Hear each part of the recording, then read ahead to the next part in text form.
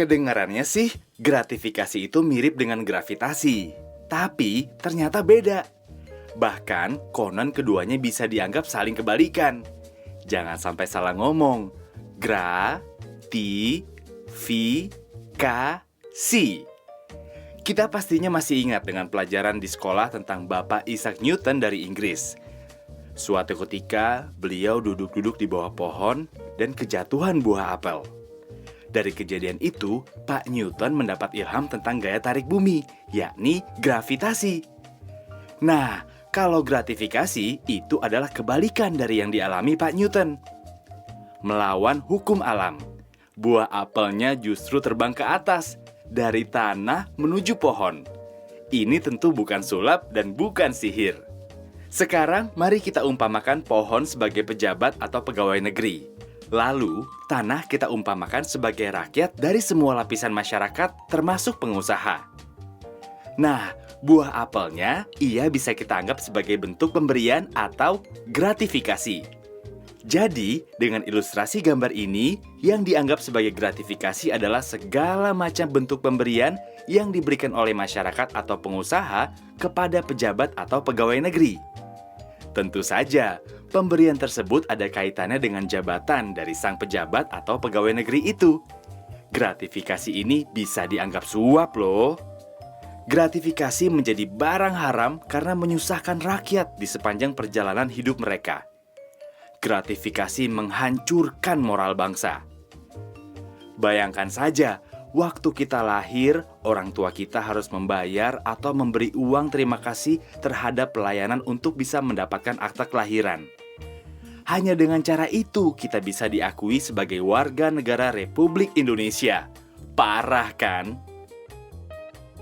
Dan praktek bayar ini, bayar itu, sogok sana, sogok sini terus berlanjut ketika kita masuk sekolah.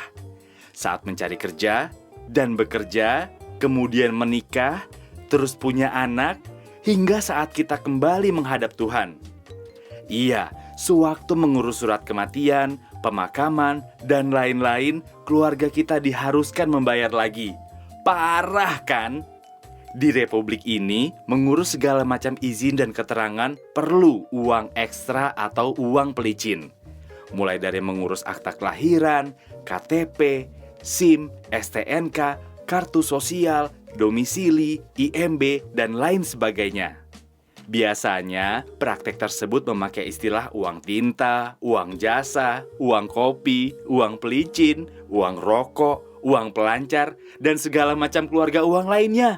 Padahal, tugas pejabat negara dan pegawai negeri itu ya memang melayani rakyat dengan sebaik-baiknya. Mereka sudah digaji dengan memakai uang rakyat. Jadi, mereka tidak perlu lagi mengharap imbalan dalam bentuk apapun dari pihak lain.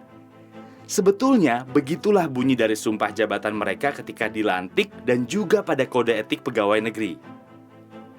Parahnya lagi, orang-orang sekarang ini semakin kreatif saja menutupi praktik gratifikasi. Mereka menutupinya dengan memberi berbagai macam sebutan yang unik-unik. Contohnya, ada yang bilang itu sebagai biaya entertainment, atau uang transport, atau jasa pinggul, atau uang selimut, alias gratifikasi seks. Wah, serem! Bahkan, terkadang kedok gratifikasi melibatkan nama buah-buahan. Seperti apel Malang, apel Washington, atau kardus durian. Apapun nama sebutannya dan semanis apapun rasanya, segala bentuk gratifikasi ini harus ditolak dan dihindari. Karena bisa ketagihan kayak narkoba. Nikmat sesaat, sengsara berkepanjangan di penjara. Gratifikasi berbahaya bagi kehidupan berbangsa dan berdampak buruk bagi kita semua karena hak kita jadi tak terlayani dan mahal. Gratifikasi mencederai rasa keadilan kita. Ini ada istilah kerennya loh, yakni high cost economy, atau biasa diterjemahkan sebagai ekonomi biaya tinggi. Karena kita membayar lebih mahal dari seharusnya. Ketika mengurus izin, pengusaha mengeluarkan biaya ekstra untuk memberikan suap atau gratifikasi kepada pegawai negeri atau pejabat negara. Biaya ini tentu dibebankan pada keuangan perusahaan tersebut, sehingga harga barang menjadi lebih mahal.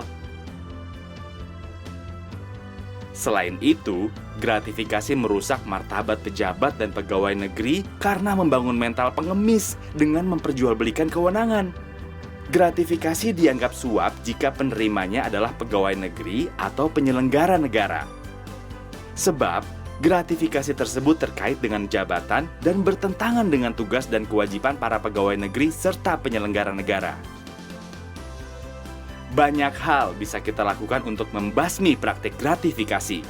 Sebagai anggota masyarakat, kita harus stop pemberian dalam bentuk apapun kepada pegawai negeri atau penyelenggara negara. Jika kita seorang pengusaha, jangan lagi jadi setan penggoda dengan memberi uang pelicin.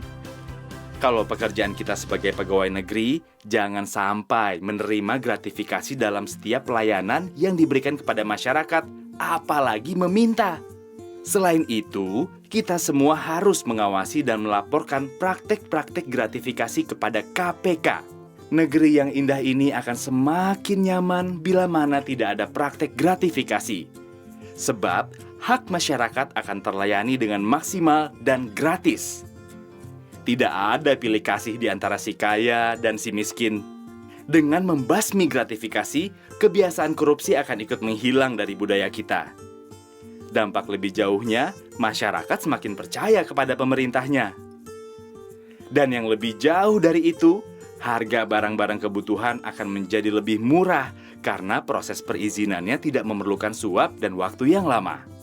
Pastinya, masyarakat akan menjadi pihak yang paling merasakan manfaat dari menghilangnya kebiasaan gratifikasi di negeri ini. Karena itu, ayo bersama KPK kita bebaskan Indonesia tercinta dari belenggu gratifikasi agar negeri kita jadi adil dan makmur.